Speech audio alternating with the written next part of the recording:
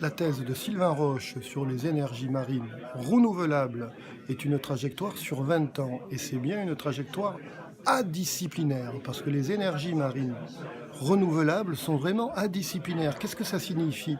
De façon très simple, c'est beaucoup plus simple, c'est beaucoup pragmatique que les trois concepts sur lesquels on peut disserter pendant des milliers de pages et qui sont interdisciplinaires, transdisciplinaires, pluridisciplinaires. Adisciplinaire, c'est tout simplement considérer les énergies marines et renouvelables comme une science humaine et sociale en soi.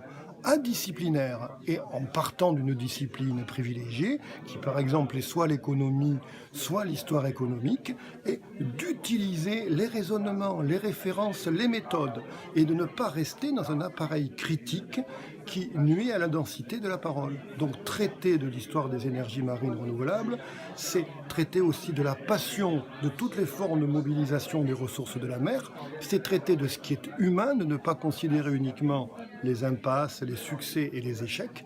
Adisciplinaire, c'est considérer tous les territoires de la mer, qui sont matériels et immatériels. Et bien entendu, quand on est indisciplinaire, il faut croiser les sources, il faut croiser les témoignages, il faut croiser les acteurs, il faut croiser les cartes. Il faut croiser les images à la fois des phares, des estuaires, de tous les emblèmes, de tout ce qui constitue donc le pouvoir d'attraction. Sylvain Roche parlait de réenchanter les énergies marines renouvelables.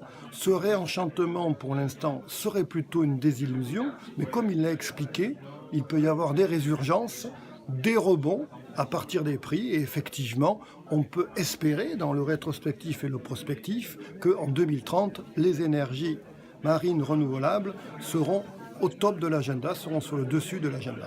Voilà.